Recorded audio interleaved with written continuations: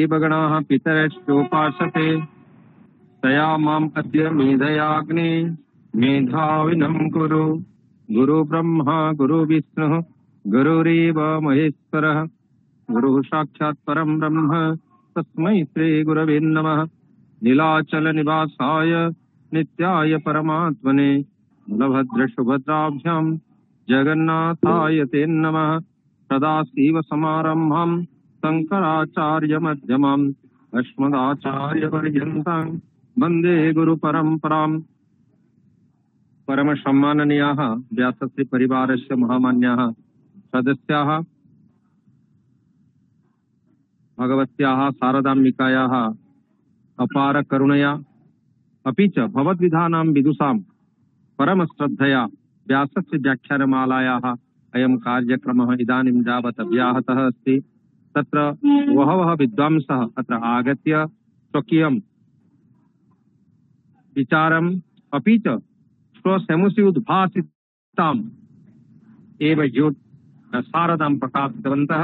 अद्य अस्मिन् क्रमे अस्माभिः प्रार्थिताः आचार्याः उत्तम कुमार सिंह महोदयाः। इमे उत्तम कुमार सिंह महोदयाः भवन्ति एकलव्य परिसरस्य बौद्धदर्शन विभागस्य आचार्याः। विशेषतः प्राचीनलिपि अध्ययन विषये आचार्याणां महती श्रद्धा वर्तते। तलस्पर्शिता अस्माभिः दृष्टा वैतः पूर्वम्। अद्य तु ते शारदालिपि मुदरीकृत्य स्वकीयं वक्तव्यम् उपस्थापयिष्यन्ति। अपि च अस्माकं प्रमोद चंद्र मिश्र महोदयाः समागमिष्यन्ति। हरिकृष्ण सत्पथि महोदयाः समागमिष्यन्ति। संजकत्वेन प्रशांत कुमार महला महोदयाः समागताः सन्ति। वैदिक मंगलार्थमपि अस्माकं दुर्गाधनरथ महोदयाः समागताः सन्ति। बहवः विद्वांसः अद्य अस्माकं संयुक्ताः सन्ति। विशेषतः कविप्रवराः अरविंद कुमार तिवारी महोदयाः अपि अस्माभिः संयुक्ताः सन्ति।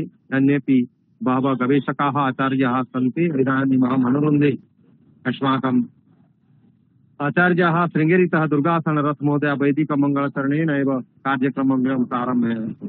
आचार्य दुर्गाधनरथ महोदय। श्री गुरुभ्यो नमः। हरिः ओम्।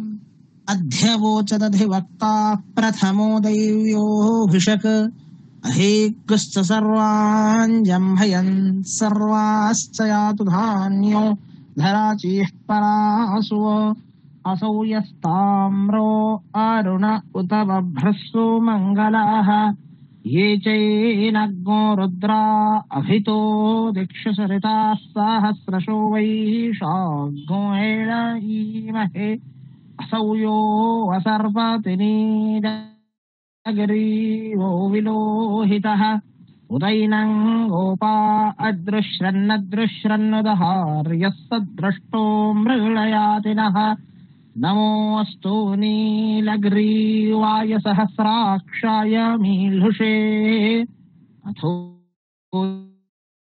ये अस्य सत्त्वानो हन्तेभ्यो करन्नमः। हरिः ओम्।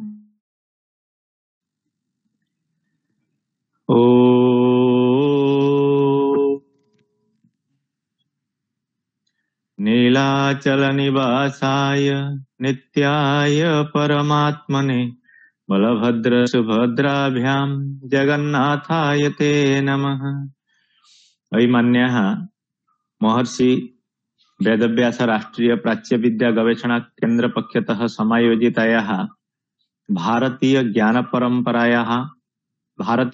परंपरा इति कार्यक्रमस्य सभापतयः अस्माकं समेषां गुरवः भारतमातुः योग्यपुत्रेषु अन्यतमाः बहूनां विश्वविद्यालयानां कुलपतिचराः भारतायनं विश्वायनं प्रभृतीनां महाकाव्यानां रचयितारः आचार्याः हरिकृष्ण सत्पथि महोदयाः जेषाम् आशीर्वादेन जेषाम् अनुकम्पया अयं कार्यक्रमः प्रचलति। भवन्तः सर्वे जानन्ति कार्यक्रमस्य प्रारम्भे ते अस्माकं समेषां कृते आशीर्वचनं यच्छन्ति तथा अस्य कार्यक्रमस्य उद्देश्यं प्रतिपादयन्ति। इति हेतोः कार्यक्रमस्य प्रारम्भे आचार्याणां चरणवन्दनं करोमि, अभिवन्दनं च करोमि।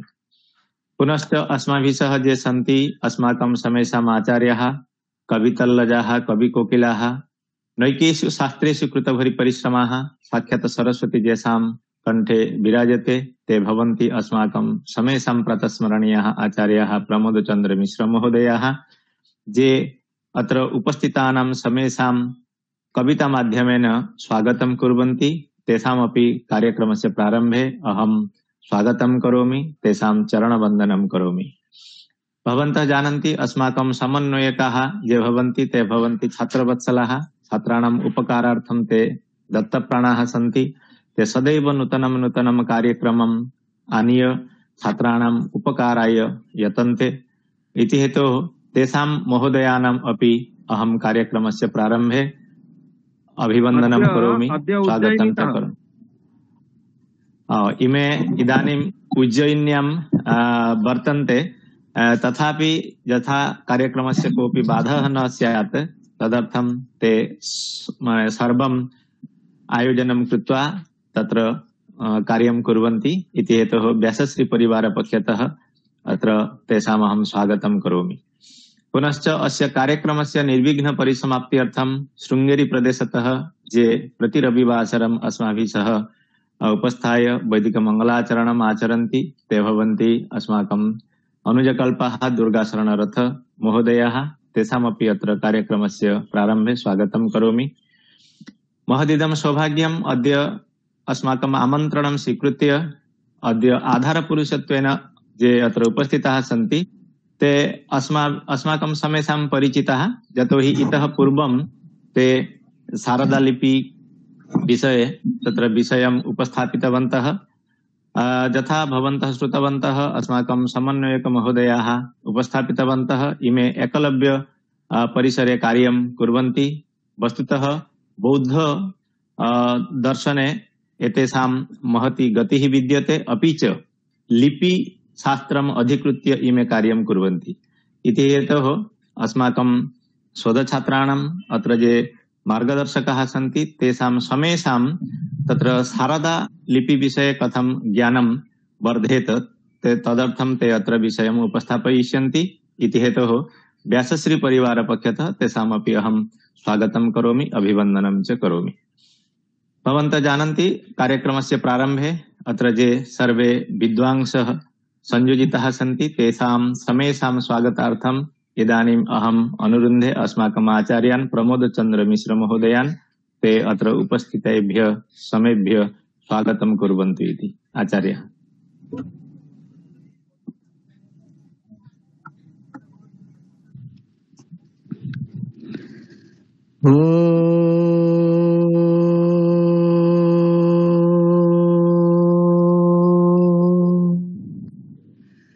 चतुर्मुखमुखं भोज मनहंस वधुर्मम मानसे राजतं नित्यं सर्वशुक्ला सरस्वती। परमवन्दनीयाः व्यासश्री परिवारस्य अध्यक्षाः विश्वविख्याताः आचार्याः वाग्मिनः कुलपतिप्रवराः हरे कृष्ण शतपथि महाभागाः उपस्थिताः सर्वे ज्ञानपिपासवः विद्वत्कल्लजाः अस्माकम् आत्मीयाः बान्धवाः गवेषकाः दिग्दर्शकाः छात्राः छात्राश्च अस्माकम् इदं परमं भागधेयं यत् अनुष्ठानं व्यासश्री नामकम् इदं यथा कालं प्रति रविवासरम् अभिनवं कार्यक्रमम् आनीय समुपतिष्ठते। तेन सार्धं वयं पश्यामः यत् अत्र अस्मिन् कार्यक्रमे सर्वेषाम् अस्माकं परमानंद प्रदानाय अस्माकं कृते सन्मार्गदर्शनाय शुभाशीर्वाद प्रदानाय च अस्माकम् अध्यक्षपादाः आचार्याः हरे कृष्ण शतपथि महोदयाः विद्वद्धौरेयाः समुपस्थिताः सन्ति। यतः वयं तेषाम् उद्बोधनेन प्रबुद्धाः आनन्दिताश्च भवामः। अतः एवं भूतानां असाधारण धीशालिनां विद्वद्धैर्य धौरेयाणां महापुरुषाणां कार्यक्रमस्य प्रारंभे अध्यक्षवर्याणां वयं स्वागतं कुर्मः। येषां बुधानां प्रतिभानवद्या विश्वश्रुता सर्वजनाभिवन्द्या स्वागतं स्वागतमत्र तेषां ततां हरे कृष्ण महोदयानाम् एवं भूतानां आचार्यवर्याणां वयं स्वागतं सुस्वागतं व्याहरामः। अध्यक्षपादानां ततः अद्य ये भवन्ति लिपितत्त्वविशारदाः उत्तमसिंहमहाभागाः अस्माकं सर्वेषां कृते शारदालिपिज्ञानप्रदातारः तेषामपि वयम् अत्र स्वागतं सुस्वागतं उत्तमसिंहानां लिपिविद्याविपश्चितां सादरं स्वागतं कुर्वे व्यासश्रीज्ञानमण्डपे। पुनश्च वयं पश्यामः अत्र ये समन्वयकवर्याः सम्प्रति उज्जयिन्यां सन्ति, कदाचित् कुत्र ते वर्तन्ते वयं न जानीमः, परन्तु सर्वत्र विघ्नः भवति, कार्यक्रमे विघ्नः नास्ति। एवं भूता येषां सर्वदा कार्यक्रम साधना वर्तते ते भवन्ति अस्माकं समन्वयकवर्याः बुद्धेश्वर षडङ्गिनः। तेषामपि वयं स्वागतं कुर्मः। श्रीबुद्धेश्वर विदुषां समन्वयक धीमतां सादरं स्वागतं कुर्वे कार्येऽप्यस्मिन् मनोहरे। अत्र संयोजनां कुर्वन्ति प्रशांत कुमार महला महाभागाः, तेषामपि वयं स्वागतं कुर्मः। प्रशान्तानां मतिमतां योजकानां सुभद्रुषां सादरं स्वागतं कुर्वे व्यासश्री बुधमण्डपे। अत्र सर्वे बुधाः सन्ति, एतदर्थम् अस्मिन् मण्डपे संयोजकानां प्रशांत कुमार महला महाभागानां वयं स्वागतं सुस्वागतं व्याहरामः। विषयः महान् वर्तते, आलोचनीयः, तदर्थम् अति द्रुतगत्या अस्माभिः कार्यक्रमस्य परिचालनं क्रियते। अत्र उपस्थिताः सन्ति अनेके विद्वांसः, प्रतिक्षणं तेषां संख्या वर्धते। अतः सर्वेषां वयं स्वागतं कुर्मः। विदुषाम् उपस्थितानां विदुषां समेषां नानाकलाकल्पनकोविदानां सुस्वागतं स्वागतमत्र कुर्वे नानाकलामण्डलमण्डितानां। जयतु भारतं, जयतु संस्कृतम्। वयं कृतकृत्याः आचार्याः भवतां स्वागतवचनम् अस्माकं समेषां प्रेरणादायकं वर्तते इत्यत्र नास्ति सन्देहस्य लेशः। अस्तु, तर्हि प्रकृतम् अनुसरामः।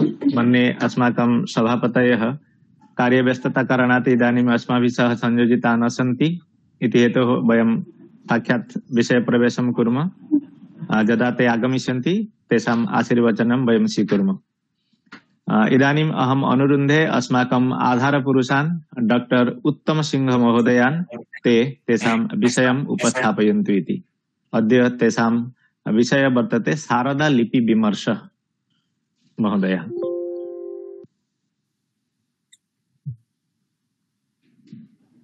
हरिओम, नमो नमः। मेरी आवाज आ रही है सर? हाँ, श्रूयते श्रूयते।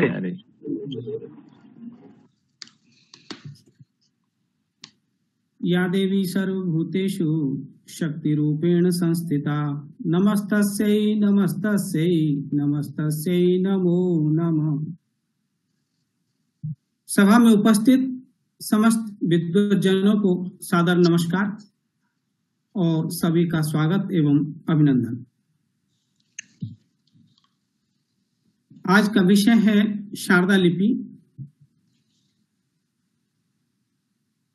शारदा लिपि भारत की प्राचीनतम लिपियों में से एक है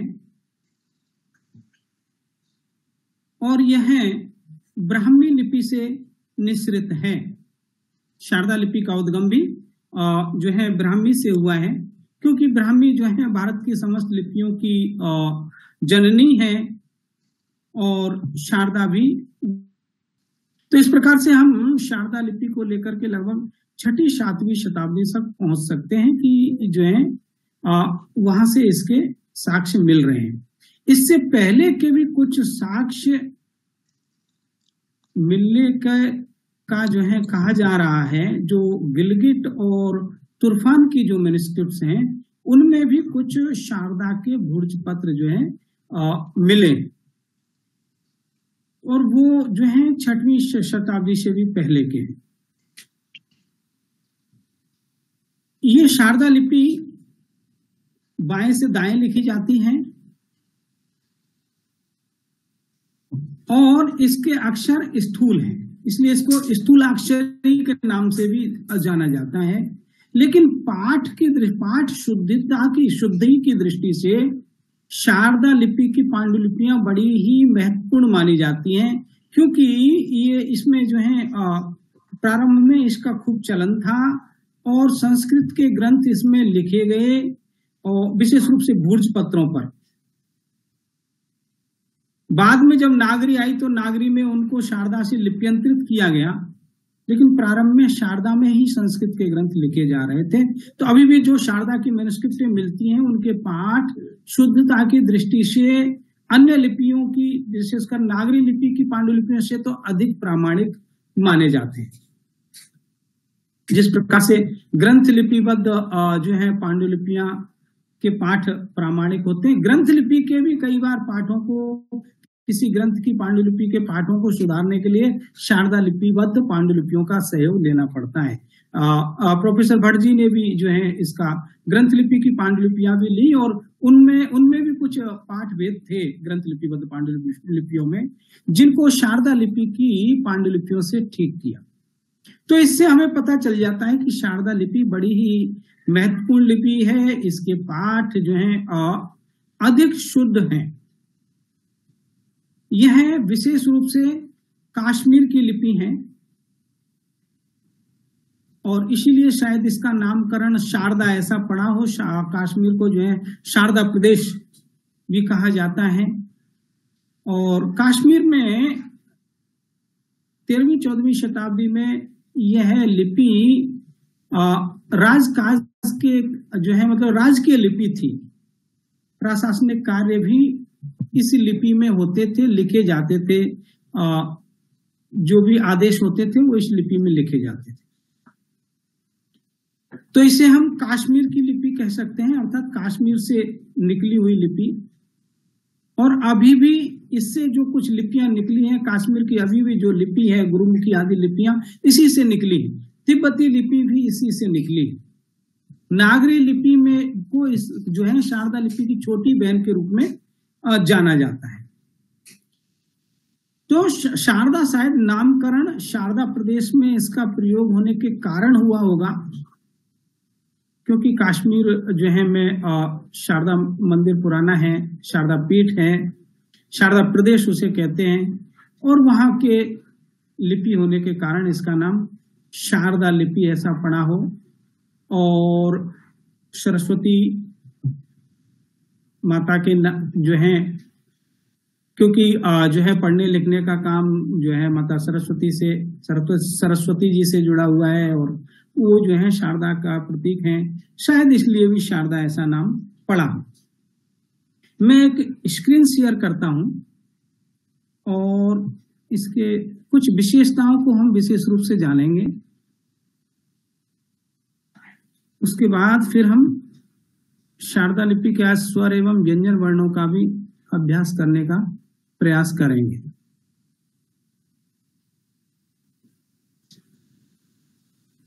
मेरी स्क्रीन दिखाई दे रही है? हाँ, दिखाई दे रही है। तो यह लिपि हिंदुस्तान की पुरातन लिपि है 6वीं शताब्दी से इसका उद्भव माना जा रहा है। इस लिपि का चलन मुख्यतः अफगानिस्तान, गांधार, पाकिस्तान के उत्तरी पश्चिमी भाग, लद्दाख, जम्मू कश्मीर, हिमाचल प्रदेश, पंजाब, हरियाणा, दिल्ली के क्षेत्रों तक रहा।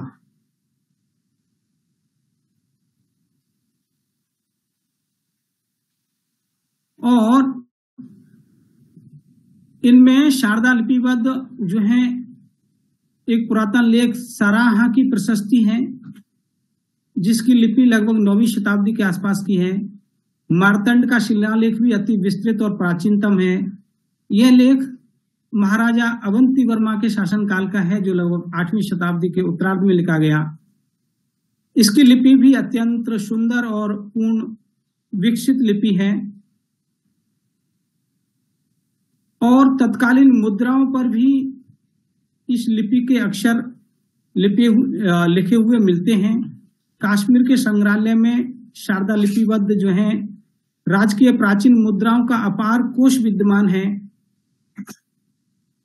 पाश्चात्य पुरातत्वविद जो वोगेल हुए, उन्होंने उनकी एक पुस्तक है एंटिक्विटीज ऑफ चांबा, इसमें बहुत सारे अभिलेख भी हैं। इसमें शारदा लिपि के कुछ शिलालेखों, पुरातन ताम्रपत्रों और प्रशस्तियों की जो है प्रतिलिपियां यहाँ दी गई हैं इस ग्रंथ में। तो इनकी जो लेखन शैली है उससे अनुमान लगाया जा सकता है कि यह लिपि सैकड़ों वर्ष पूर्व अस्तित्व में आ चुकी थी। और कुछ ताम्रपत्र भी इसमें लिखे हुए मिले हैं। व्यूलर ने भी जो कांगड़ा से प्राप्त एक प्रशस्ति है, बैजनाथ प्रशस्ति, उसके आधार पर शारदा लिपि का समय 8वां शताब्दी माना। बोगेल ने 12वीं शताब्दी माना। इनके पुस्तक, इनके ग्रंथ भी हैं। व्हीलर का कश्मीर रिपोर्ट है, बोगेल का एंटिक्विटी ऑफ चांबा है और डीआर साहनी, ये उस समय के जो है प्रमुख पुरातत्ववेत्ता हैं। शाहनी साहब ने पाकिस्तान से प्राप्त अभिलेख के आधार पर इसको 6ठी शताब्दी का माना और वो ग्रंथ है एपिग्राफिया इंडिका।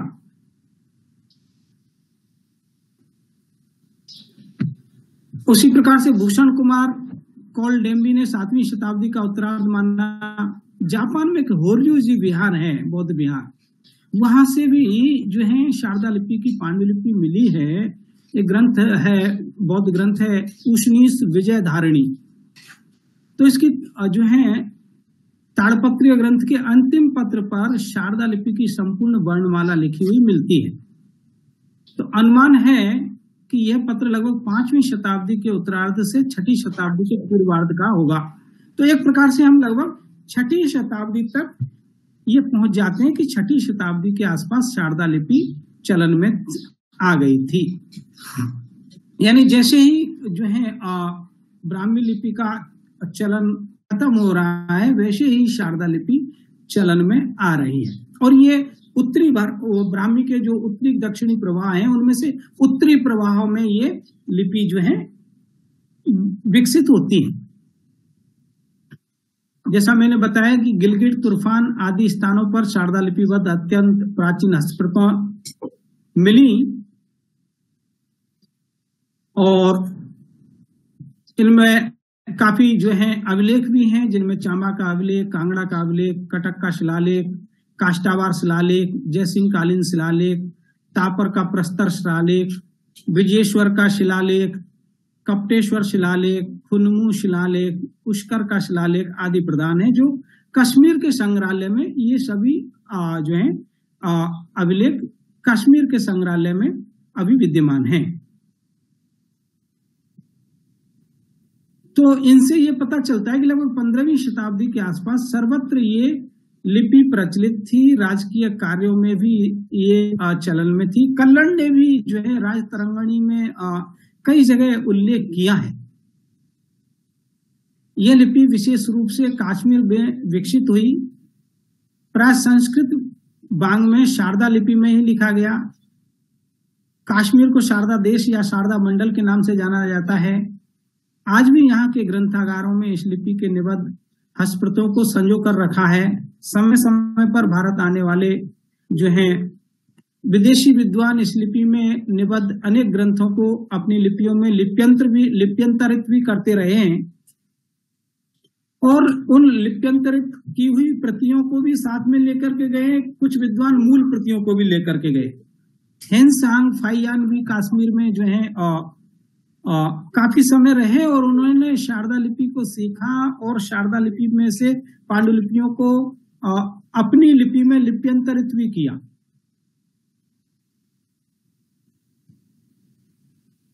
और भारत के भंडारों में शारदा लिपिबद्ध पांडुलिपियां अभी लगभग 1 लाख के आसपास विद्यमान हैं। पाठ शुद्धता की दृष्टि से महत्वपूर्ण है। इतिहासकार जो कल्लण हैं उन्होंने अपनी राज तरंगणी में ये 12वीं-13वीं शताब्दी की ग्रंथ है, उसमें प्राचीनतम शारदा लिपि का साक्ष्य प्रस्तुत करते हुए उन्होंने कहा कि दृष्टैश्च पूर्व भूभर्तृ प्रतिष्ठा वस्तु शासन ही प्रशस्ति पट्ट ही शास्त्र। अगर प्रशस्ति पट्ट और शास्त्र जो है जिनको इन्होंने देखा उनके आधार पर शांतो अशेष ब्रह्म क्लमः, उसके आधार पर उन्होंने उस समय के ऐतिहासिक साक्ष्यों को देखा और उन साक्ष्यों से वो अवगत हुए और उनका जो भ्रम जो है वो भी दूर हुआ कि प्राचीन राजाओं के द्वारा निर्माण करवाए गए देव मंदिर, नगर ताम्रपत्र शासन तथा प्रशस्ति पत्र एवं सामयिक काव्यादि ग्रंथों के अध्ययन से मेरा भ्रम नष्ट हो चुका है। तो इससे इतना तो सिद्ध हो जाता है कि उपरोक्त अभिलेखों में से सब नहीं तो कुछ जो है अवश्य शारदा लिपि में भी रहे होंगे। हिंसांग और फाइयान अपने यात्रा वर्णन में कश्मीर में शारदा लिपि के गहन अध्ययन और पठन पाठन की परंपरा का उल्लेख करते हैं।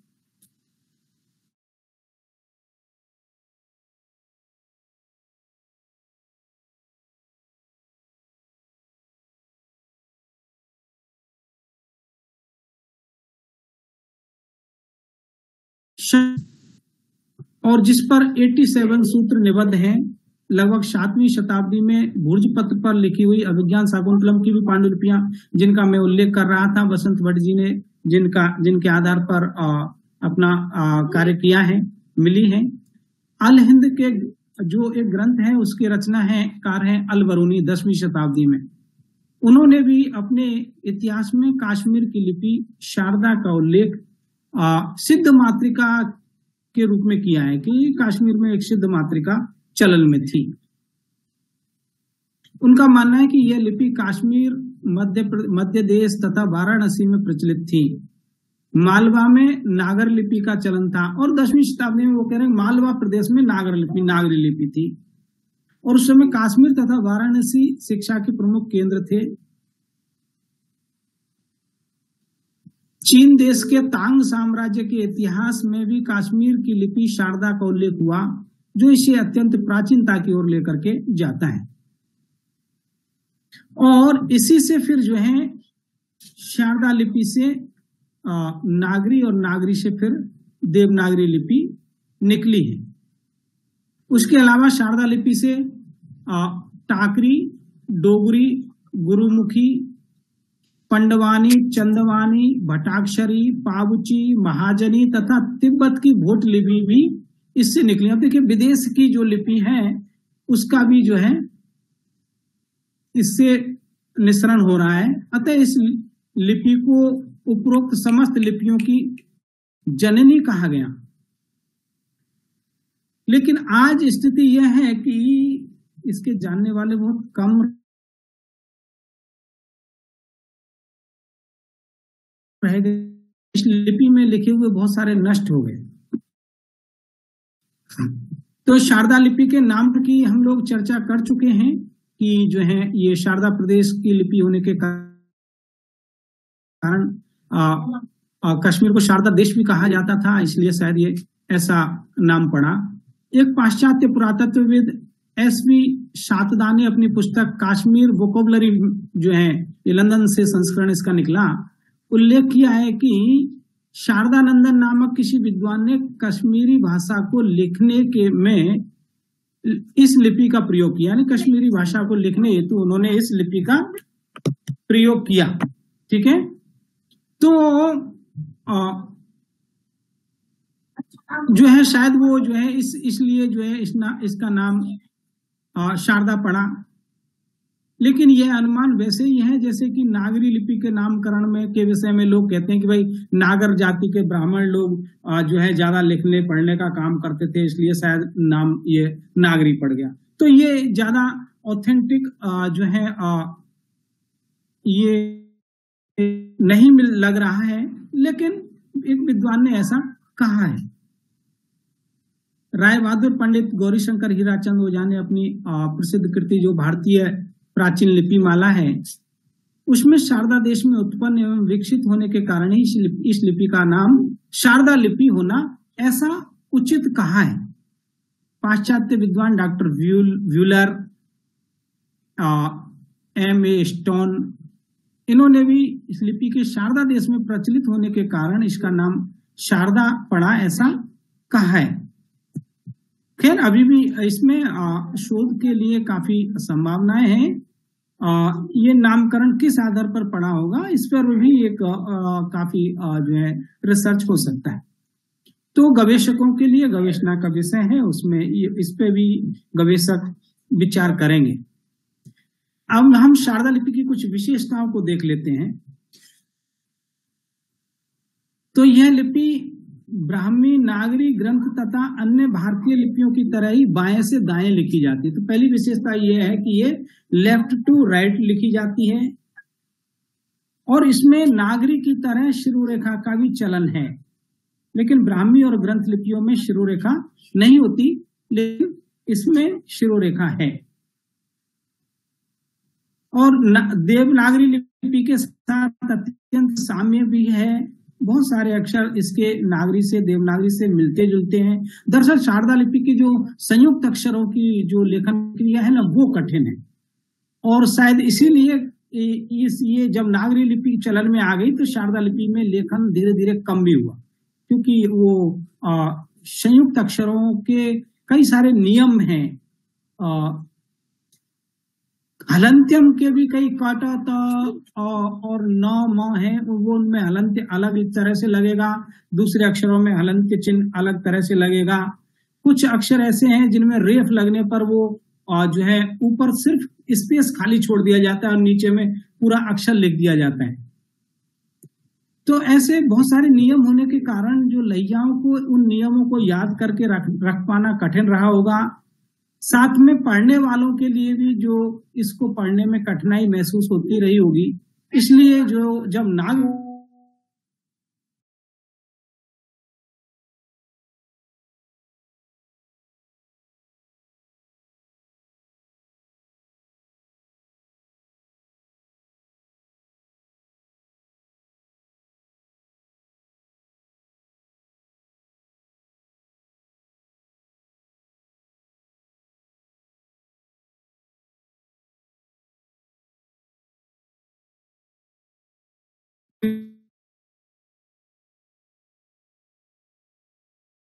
इसके पूरे के लिए तो भुर्ज पत्र का प्रयोग करते हैं। भुर्ज पत्र बड़ा ही पतला होता है और कलम के द्वारा उस पर मोटे अक्षर शारदा के जो हैं बड़े अच्छे दिखते हैं। मैं कुछ पांडुलिपि भी दिखाऊंगा आपको, जैसे कि एक मैं दिखा देता हूं। ये पांडुलिपि दिखाई दे रही है आप लोगों को? जी, तो यहां देख सकते हैं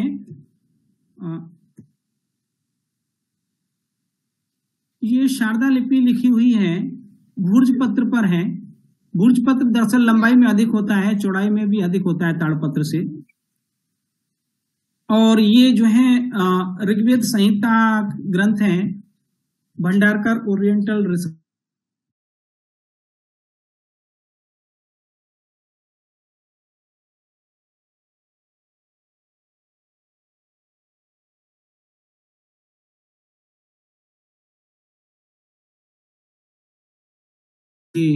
ये अक्षर इसके लिखे हुए हैं।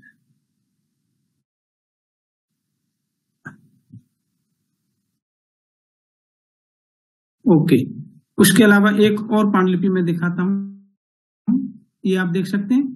तो लेखन में बड़ी सुंदर दिखाई देती है और स्थूलाक्षर है, देख सकते हैं आप, अक्षर इसके मोटे हैं, जैसे ये ओम, स व स्व, स में त ई के ओम स्वस्ति, यहाँ श्री गणेशाय नमः, श्री गणेशाय नमः, यहाँ ओम हो गया, ओम।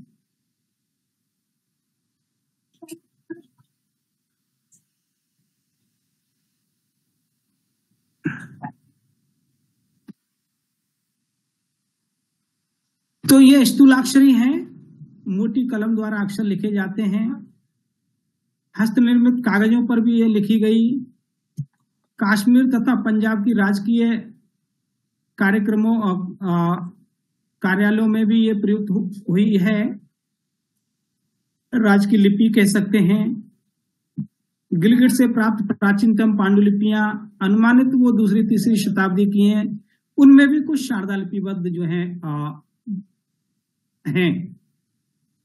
और इस लिपि में संस्कृत, पाली, प्राकृत, अपभ्रंश आदि भाषाबद्ध साहित्य को 100% शुद्ध लिखा जा सकता है। इसका जो है वर्ण विन्यास तो बहुत अच्छा है, आप जैसा चाहें, जो शब्द लिखना चाहें वैसा लिख सकते हैं। इसमें सारे अक्षर हैं, बड़ी ही वैज्ञानिक लिपि है। और ये यदि एक बार सीख लिया इसको तो यह लेखन और वाचन में जो है सरल भी है।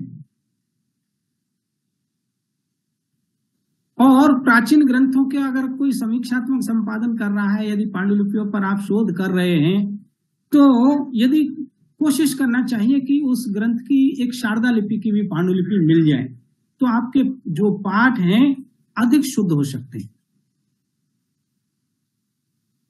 और अपने समय की श्रेष्ठतम लिपि है। इनके अक्षरों का निर्माण भी व्याकरण सम्मत उच्चारण, स्थान एवं प्रयत्नों के आधार पर किया गया और हर एक अक्षर अपना जो है एक ही ध्वनि देता है। ऐसा नहीं कि एक ही अक्षर से 3-4 जो है प्रकार की ध्वनियां निकले। इसमें ब्राह्मी की तरह पड़ी मात्रा का भी प्रयोग हुआ, अर्थात अक्षर के ऊपर जैसे एक ही मात्रा है वो पड़ी मात्रा प्रयुक्त हुई है। इसमें अनुस्वार, अनुनासिक, विसर्ग, इस सब के लिए स्वतंत्र लिपि चिन्ह है। और संयुक्त अक्षर लेखन इसमें ऊपर से नीचे भी होता है, लेफ्ट टू राइट भी होता है।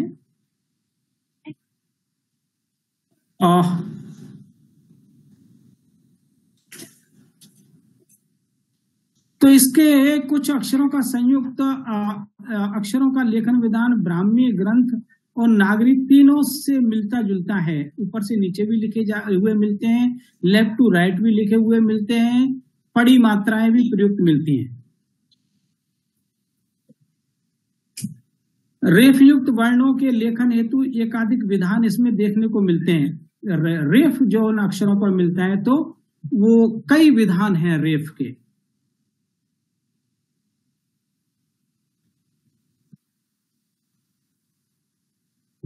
और इसका अन्य लिपियों के साथ भी काफी सादृश्य है। और ब्राह्मी के बाद यदि सर्वाधिक लिपियों की जननी कोई लिपि आप ढूंढने जाएंगे तो वो आपको शारदा ही मिलेगी। शारदा से गुरुमुखी, टाकरी, डोगरी, मोड़ी, महाजनी, रामजानी, पावची, भटाचरी, तिब्बती, इतनी सारी लिपियां निकली हैं। पहाड़ी जो लिपियां हैं वो शारदा से निकलती हैं।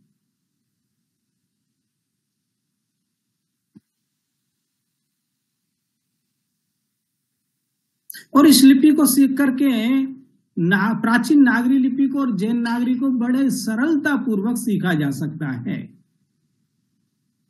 आज भी इसमें लगभग 1 लाख के आसपास पांडुलिपियां हैं जो है बड़ी बात है। शायद ऐसे बहुत से देश होंगे कि जिनके यहाँ 1000 भी पांडुलिपियां ना हो उनकी अपनी लिपि में, जबकि हमारे यहाँ शारदा लिपि में भी 1 लाख से अधिक पांडुलिपियां हैं। नष्ट बहुत सारे ग्रंथ हो गए, सबसे प्राचीन लिपि है। और जब नागरी लिपि आ गई तो इस शारदा पे से जो है ग्रंथों को नागरी में कन्वर्ट भी कर लिया गया। ऐसी भी मैं एक मैन्युस्क्रिप्ट दिखाऊंगा जो आप देख सकते हैं। ये आप ये देखेंगे शारदा लिपिबद्ध गौरी दशकम। ओम श्री गणेशाय नमः। ओम लीला रवदास्तापित लघु अखिल लोकम, ये पाठ आप देख सकते हैं, शारदा लिपि का है।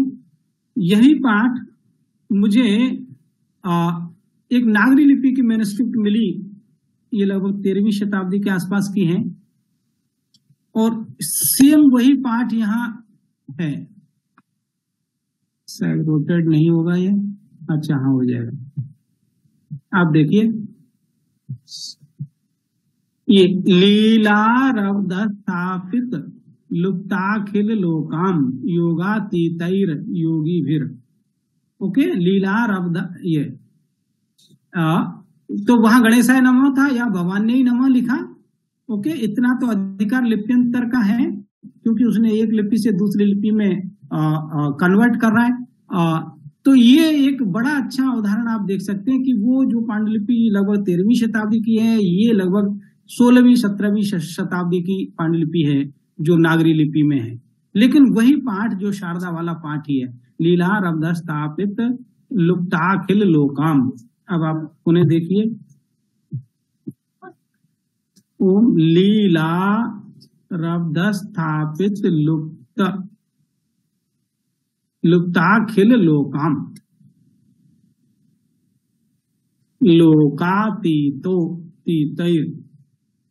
तो इससे हमें ये जो है पता चल जाता है कि जब इस लिपि का चलन कम हुआ तो ग्रंथों को अन्य लिपियों में कन्वर्ट कर लिया गया।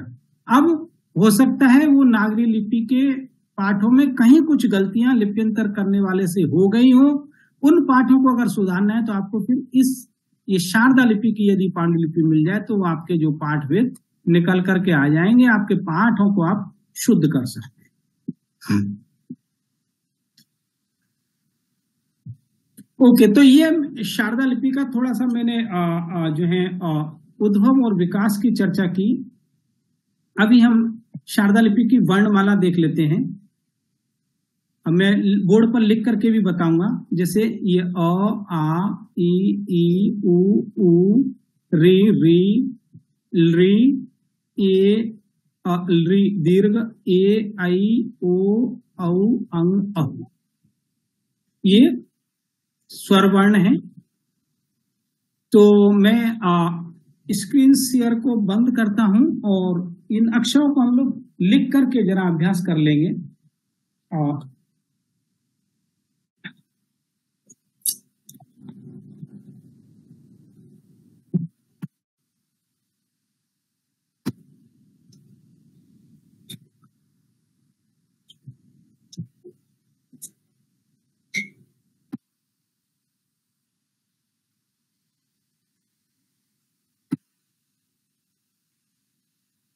मेरा बोर्ड दिखाई दे रहा है?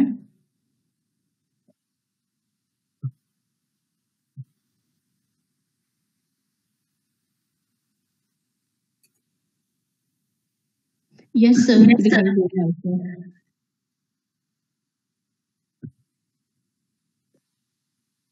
और थोड़ा नजदीक कर देते हैं।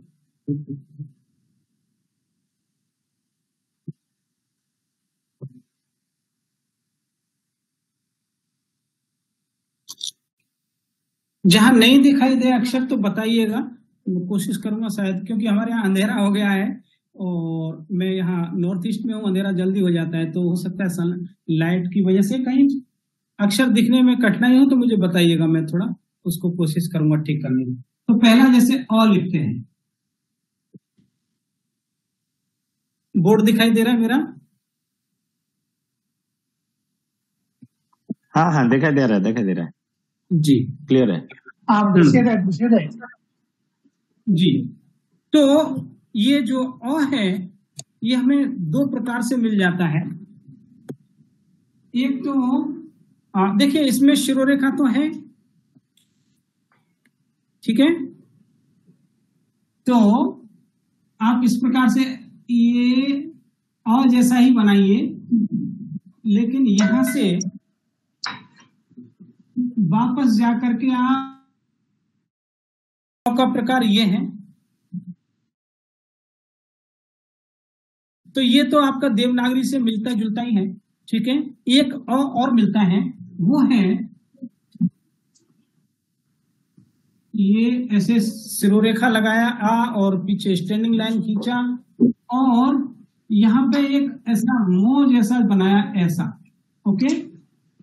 और ये इस हिस्से से एक लेफ्ट साइड में एक थोड़ा पड़ी पाई जैसा जोड़ा इस प्रकार का, और नीचे वाले हिस्से को आप ऐसे गोला करना। तो इस प्रकार से आपको दो प्रकार के अ मिल जाएंगे, ओके। तो ये हो गया आपका अ। आप लिख भी लीजिएगा, साथ में लिखते जाएंगे तो और जो है अच्छा होगा। तो जहां समझ में नहीं आए वहां मुझे बताइएगा, मैं दोबारा से लिख करके बताऊंगा।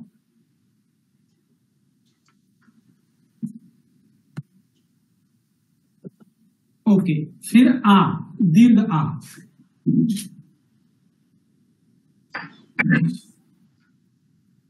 अ बनाइए,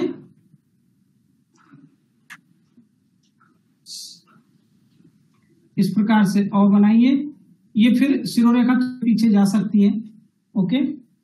और नीचे वाले हिस्से को इसमें ह्रस्व उकार की जैसी ऐसी मात्रा लगाइए, ऐसा कीजिए, तो ये आ हो जाएगा, ओके। दूसरा प्रकार ये वाला अ, शिरोरेखा, एक स्टैंडिंग लाइन और एक ऐसा मो जैसा, यहां से इसमें ऐसा एक आड़ी रेखा और नीचे में एक ये इस प्रकार से ऐसा। तो ये आपका दीर्घ आ हो जाएगा, ओके। फिर है ई।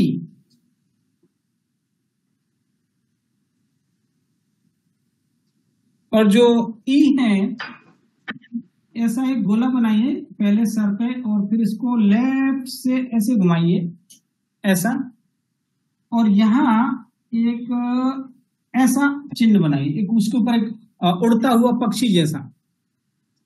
तो ये ह्रस्व विकार हो जाएगा। फिर से बना रहा हूं, ऐसा एक गोला बना लीजिए। कई बार एक गोला ऐसा ना होकर के थोड़ा वो लैया जो है ऐसी आकृति बनाएगा, ऐसे यहां से इसको ऐसा घुमा देगा, भर देगा, ओके। और फिर ये ऐसा एक चिन्ह बना देगा, तो ये हो जाएगा आपका ह्रस्व विकार, ओके। अब ये ह्रस्व विकार में देखिए, ब्राह्मी में जो ई है ना, ह्रस्व विकार ऐसे तीन गोला होगा, ठीक है। तो यहाँ वही ब्राह्मी लिपि के ही जो परंपरा है उसी को फॉलो करते हुए ये ह्रस्व विकार बनाया जा रहा है। कैसे? ये जो एक गोला है इसको ले लिया, अर्थात इसको नीचे ले आए, इसको नीचे ला करके ऐसे कर दिया, और ये जो दो थे इनको जो है ऐसा 2 पॉइंट, ये 2 पॉइंटों में बदल दिया। तो ये ह्रस्व विकार की परिकल्पना पूरी तरह से ब्राह्मी से है। उसी प्रकार से ये अ की, ये वाला अ की परिकल्पना, क्योंकि आप ब्राह्मी में आपका अ जो है ऐसा है, एक मिनट,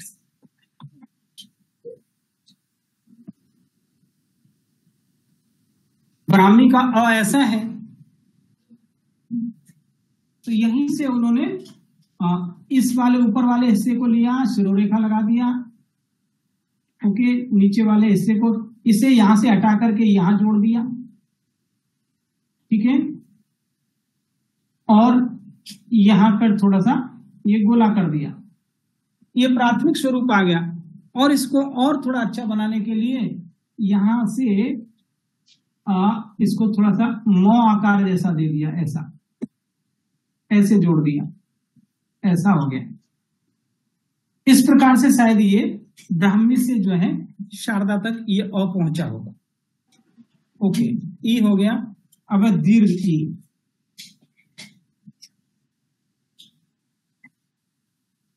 तो जो ये दीर्घ ई है, ये एक शिरोरेखा और बीच में से एक स्टर्निंग लाइन नीचे की ओर लाइए और लेफ्ट साइड में फिर इसमें ऐसा एक ऊपर की ओर लाइन ले जाकर के ऐसा त्रिभुज आकार जैसा, ऐसा ट्रायंगल जैसा बनाइए और इसको भर दीजिए।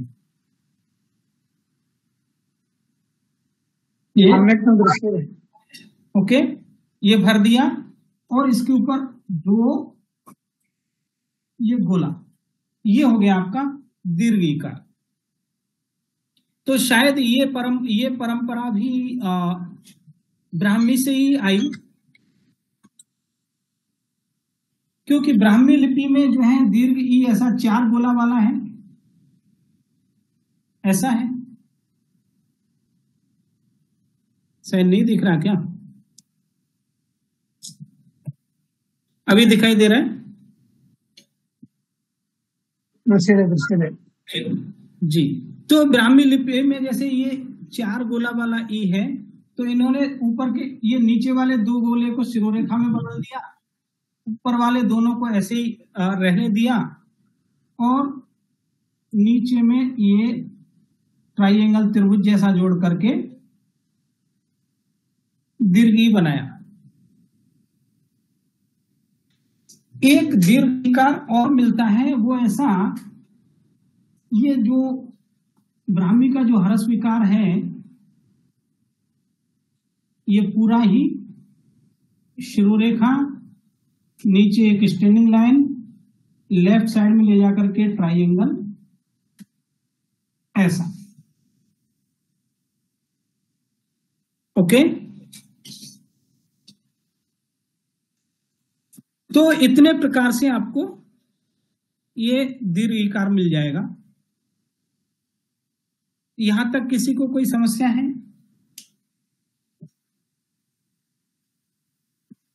किसी अक्षर को दोबारा लिख करके बताना है या आगे बढ़ूं?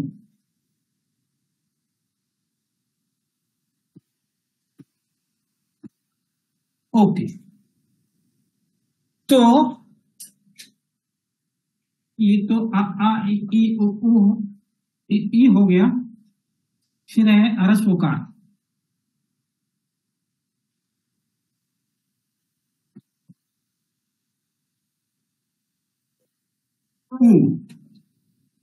और इसका ये ऊ जो है लगभग नागरी के ऊ जैसा ही है, थोड़ा सा अलग है। ये शिरोरेखा, बीच में से एक ऐसी तिरछी रेखा और यहां से इसको घुमा करके ऐसे लाइए ऊपर की ओर। ये हो गया आपका ऊ। मैं फिर से लिख रहा हूं, शिरोरेखा, एक तिरछी रेखा और इसको घुमा करके ऊपर की ओर ले गए। ये हो गया आपका ऊ। तो ये देवनागरी के जैसा ही है, दीर्घ ऊ। तो दीर्घ ऊ अर्थात ये ह्रस्वकार बनाइए, उसमें एक ऊ की मात्रा लगा दीजिए। ये ह्रस्वकार और इसमें ऊ की मात्रा, तो ये हो गया आपका दीर्घ ऊ। तो इसमें ज्यादा कठिन नहीं है, आप लोग समझ जाएंगे। रिकार,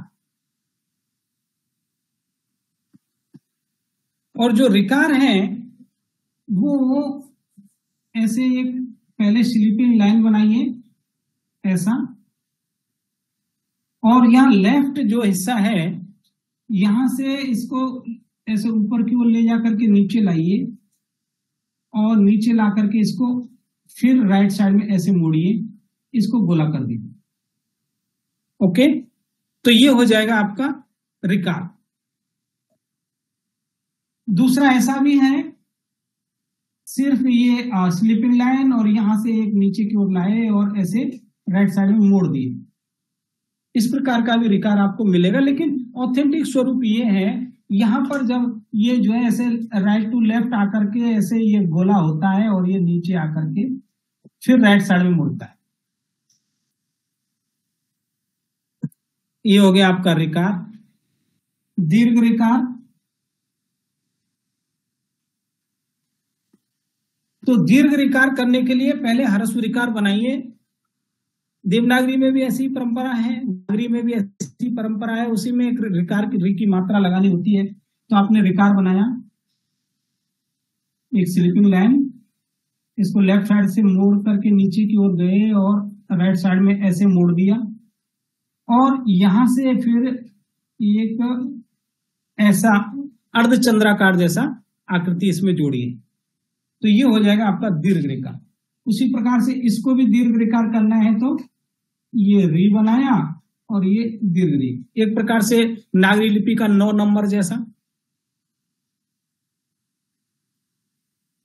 ओके,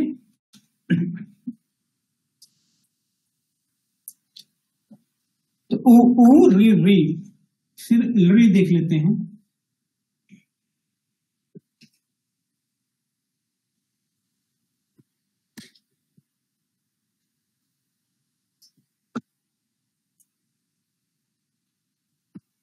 री,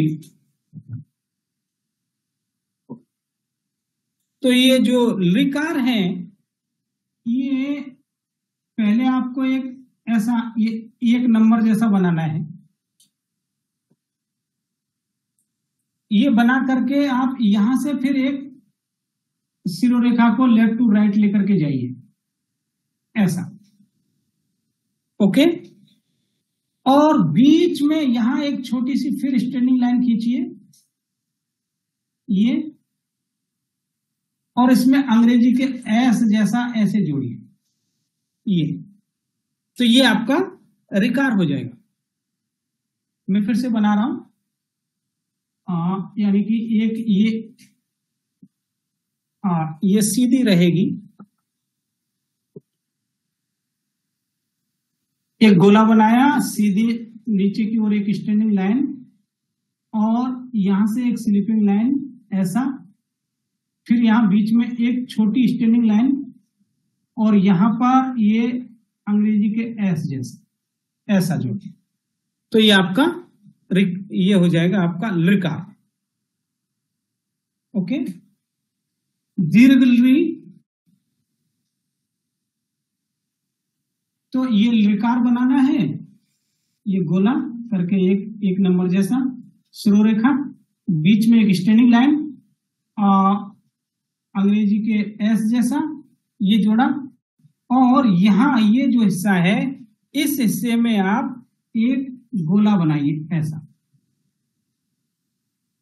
तो ये हो जाएगा आपका री। फिर से बना रहा हूं, ये कई बार ये गोला जो है आ की मात्रा के लिए भी प्रयोग हो रहा है, होगा, आपको देखिएगा, लेकिन वहां गोला भरा हुआ होगा, यहां ये गोला खाली रहेगा, ये ध्यान रखना है।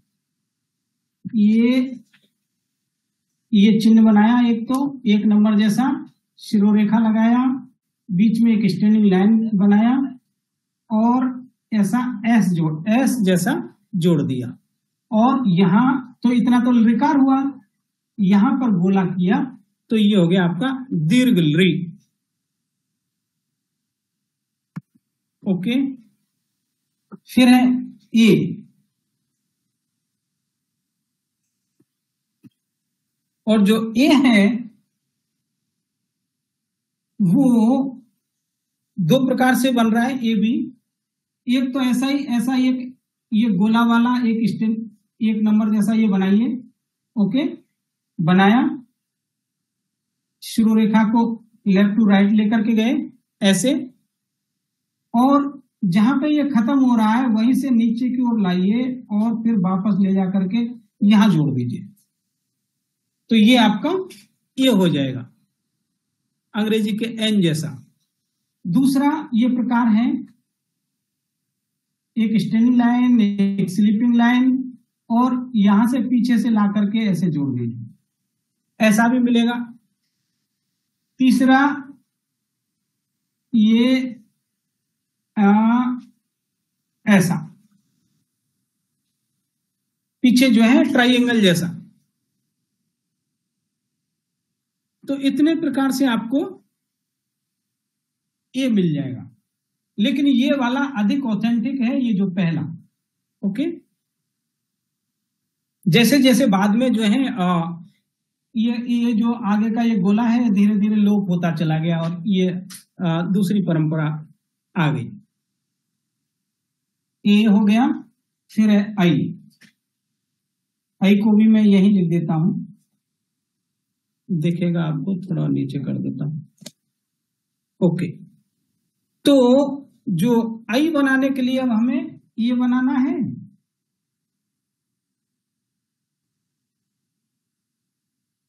ये एक नंबर जैसा शिरोरेखा, यानी लेफ्ट टू राइट गए, राइट से नीचे की ओर जाकर के थोड़ा घुमा करके इसको ये आ गए। और आपको वहां हस्तप्रत में तो यहाँ इस स्थान पे ना, क्योंकि वो कलम से लिख रहे हैं तो ये स्थान थोड़ा पतला मिलेगा। ये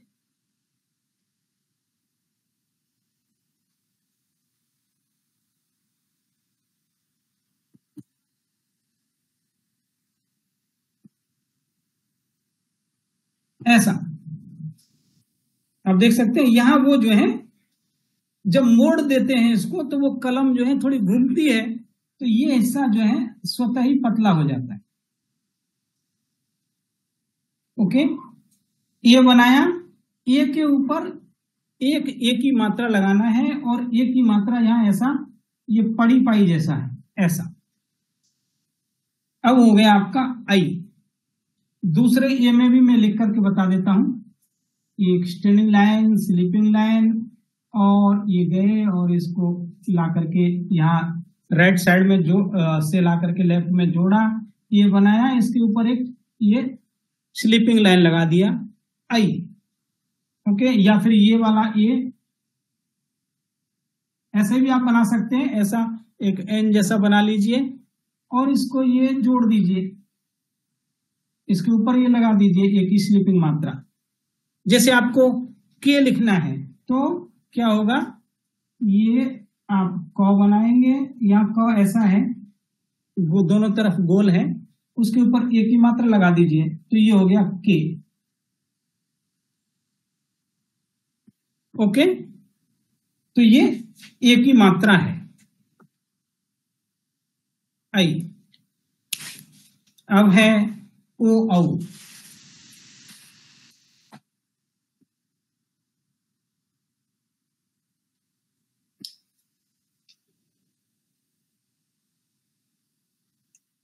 ओ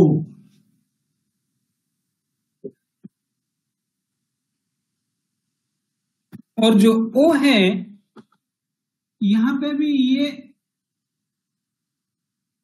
एक नंबर जैसा नागरी लिपि का जो है एक नंबर ऐसे गोला और स्टैंडिंग लाइन और फिर शिरोरेखा, इस प्रकार से ये बनाइए।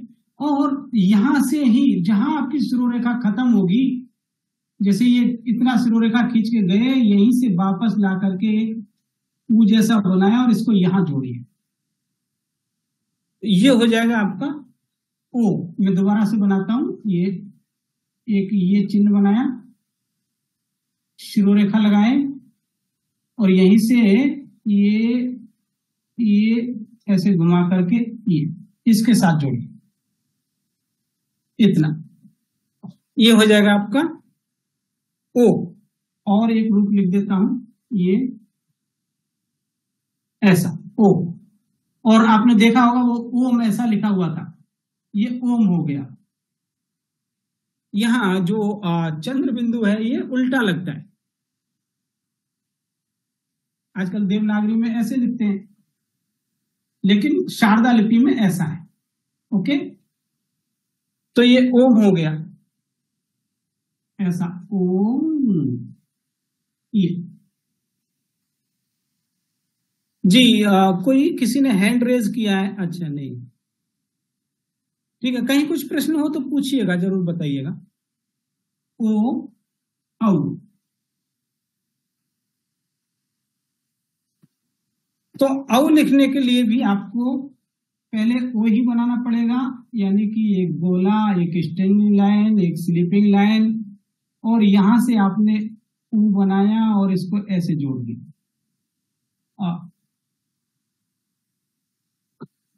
कई बार ये थोड़ा इस तरह भी बनता है, ये और ये। तो ये आपका ओ हुआ, और फिर यहाँ पीछे में एक गोला बनाइए, ये हो जाएगा आपका औ।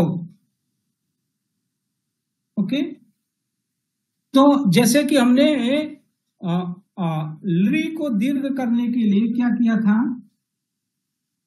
ली दीर्घ करने के लिए पहले हमने ली बनाया, ठीक है, ये ली बनाया और यहां पीछे एक गोला बनाया, तो ये दीर्घ हो गया। ह्रस्व ली कैसा था, को भर देंगे ऐसा, ये ह्रस्व लीकार है, दीर्घ करने के लिए गोला लगाया, दीर्घ लीकार हो गया। उसी प्रकार से औ बनाने के लिए ओ के पीछे सिर्फ एक गोला बना दीजिए, औ हो जाएगा। ओके, फिर है अंग।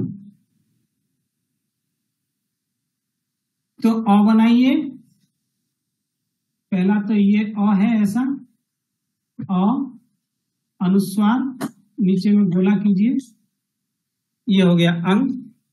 एक परंपरा ये है अनुस्वार लगाने की। दूसरी परंपरा ब्राह्मी लिपि के जैसी भी है, अक्षर के पीछे लगाने की, जैसे अ बनाया और यहां अनुस्वार लगाया। तो ऐसे दो प्रकार से आपको अनुस्वार लगा हुआ मिल जाएगा।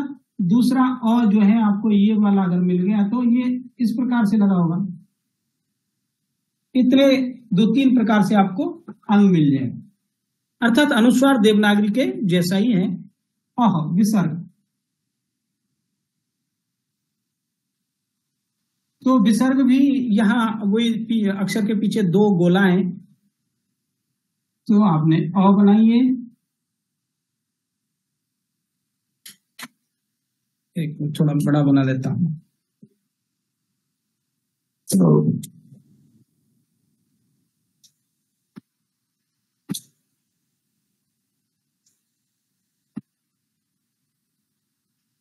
अ और विसर्ग, ये हो गया आपका अह।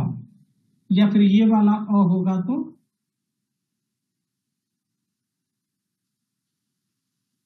ये और विसर्ग। ओके, तो इस प्रकार से हमारे स्वर वर्ण पूरे हो जाते हैं।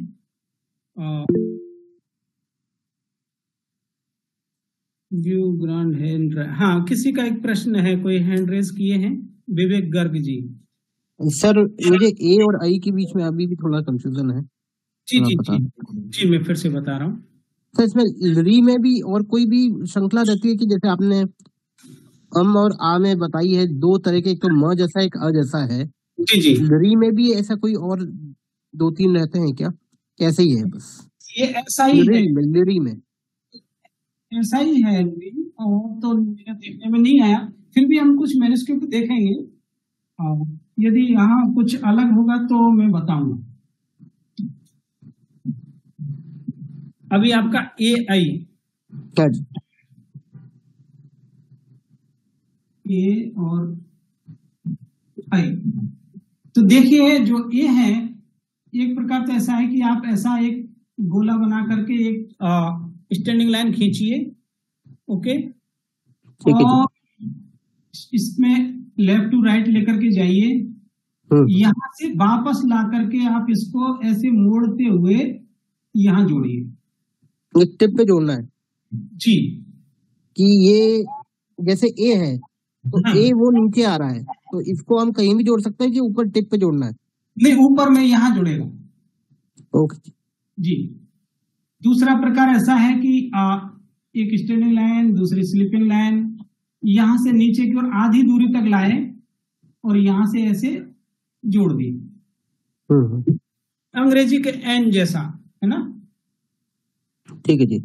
जी, आई करने के लिए आपको सिर्फ इसके ऊपर एक ही मात्रा लगानी है, और एक ही मात्रा का चिन्ह है ये स्लीपिंग लाइन। जैसे हमने के लिखा था तो ये एक ही मात्रा, इसके नीचे क, ये हो गया के। ओके, तो यहाँ आप ये बनाइए, ये बनाया और उसके ऊपर एक ही मात्रा लगा दी। ये छोटी भी हो सकती है, थोड़ी यहाँ तक भी हो सकती है, ठीक है? अच्छा जी, अक्षर के ऊपर ये लगेगी, ठीक है? ठीक है। कई बार ये जो पॉइंट है ना, ये ऐसा भी वो क्या करते हैं, पॉइंट बनाया और ये स्लीपिंग लाइन खींच दी, यहाँ से फिर स्टैंडिंग लाइन ले आए और यहाँ से मोड़ करके ऐसे दे दी। सर जो आपने जो तीसरा प्रकार जो ए में बनाया, आई में भी वैसे ही बनेगा? हाँ बिल्कुल, जी जी, वहां तो सिर्फ ए के ऊपर आपको एक ही मात्रा लगानी है और आई हो जाएगा। अच्छा जी ठीक है सर जी, थैंक यू। और किसी का कोई प्रश्न है?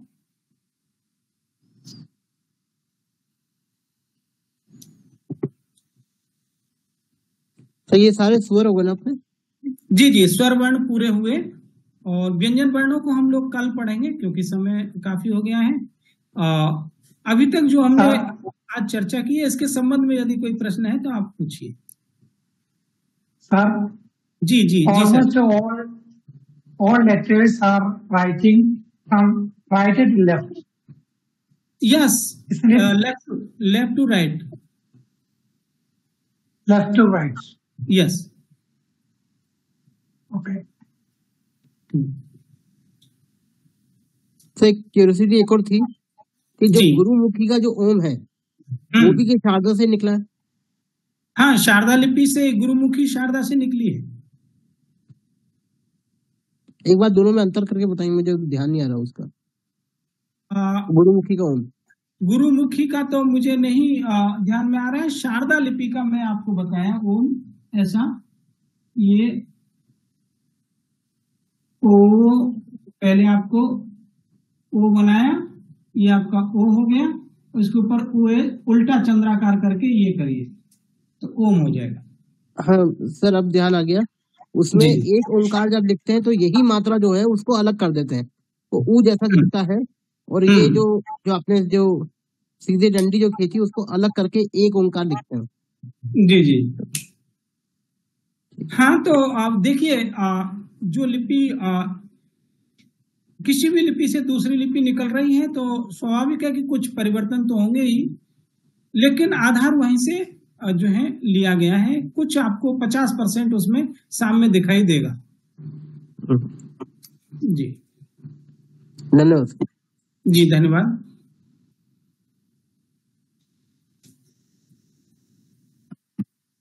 ओके, फिर आज अच्छा, विसर्ग चिन्ह अन्य लिपियों की तरह ही अक्षर के पीछे लगाने की परंपरा। हाँ, यहाँ पे भी ऐसे ही है।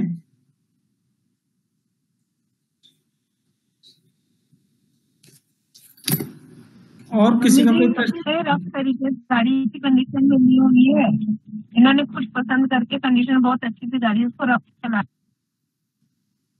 नहीं, शायद आपकी आवाज कट रही, कुछ आप बोल रहे हैं मैम?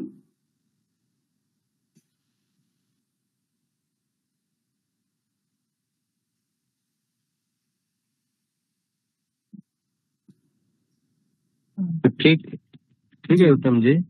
ओके, आज का आप क्लास लोगों ने को हम लोग ध्यान से सुना और अद्य अद्य समाप्त भवतु पुनः उसके लिए आप सभी का धन्यवाद। उनकी ऑनलाइन क्लास चल रही हाँ है। हाँ हाँ, तो ये बहुत अच्छा है जो कि अद्य अस्माभिः लिपि विषये बहु ज्ञानम् अस्माभिः प्राप्तं। तत्र श्रवणस्य प्रत्ययः सम्यक्तया एव आचार्यकृतः, यत्र पुनश्च अस्माकं गवेषकाणां प्रश्नाः तेषां प्रश्नानां समाधानं सम्यक्तया कृतम्। अस्तु, पुनः परवर्तिने पर्याये व्यञ्जनवर्णस्य चर्चा भविष्यति। कदाचिदपि अस्माकं यत् तालपत्रपोथी वर्तते तेषामपि अध्ययनम् अत्र भविष्यति। अस्तु, अत्रैव वयं समापयामः।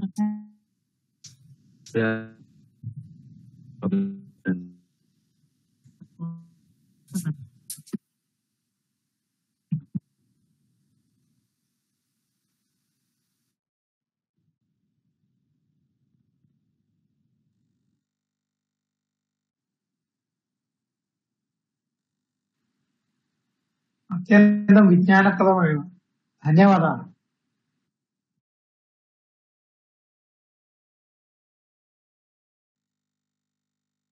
अस्तु तर्हि भवद्भ्यः सर्वेभ्यः धन्यवादान् वितरामः। विशेषतया अस्माकम् उत्तम कुमार सिंह महोदयः अगरतला परिसरस्यैव प्रोफेसर् महोदयः सन्ति आचार्यः, तेषां कृते पुनश्च धन्यवादान् वितरामः। आगामिनि भानुवासरे पुनश्च व्यञ्जनवर्णानाम् उपरि चर्चा भविष्यति। अद्य अत्रैव परिसमापनमस्तु। क्लेशः भवति, भवतां कृते यूट्यूब् अवश्यं भविष्यति। ठीक है मम्मी जी, आप तो टेंशन मत।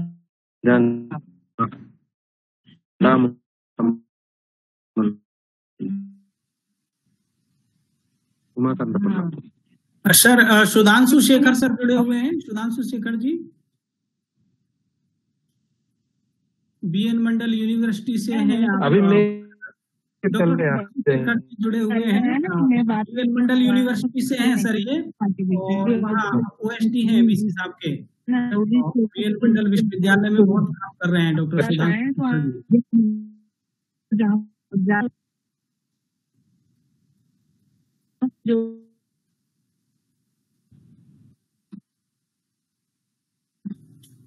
पंडा महोदय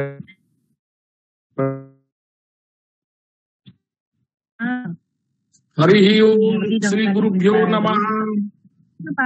ओम पूर्णमदः पूर्णमिदं पूर्णात् पूर्णमुदच्यते पूर्णस्य पूर्णमादाय पूर्णमेवावशिष्यते। ओम असतो मा सद्गमय तमसो मा ज्योतिर्गमय मृत्युर्मां अमृतंगमय। ओम स्वस्ति न इंद्रो वृद्धस्रवाः स्वस्ति न पूषा विश्ववेदाः स्वस्ति न तार्क्ष्यो अरिष्टनेमि स्वस्ति नो बृहस्पतिर्दधातु। ओम शांति शांति शांति। ओम सर्वेभ्यो नमो नमः।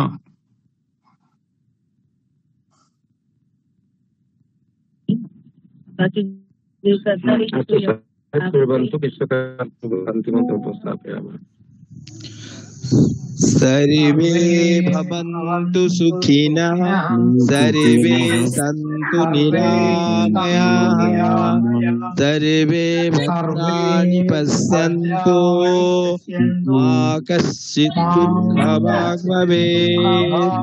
ॐ शान्ति शान्ति शान्ति।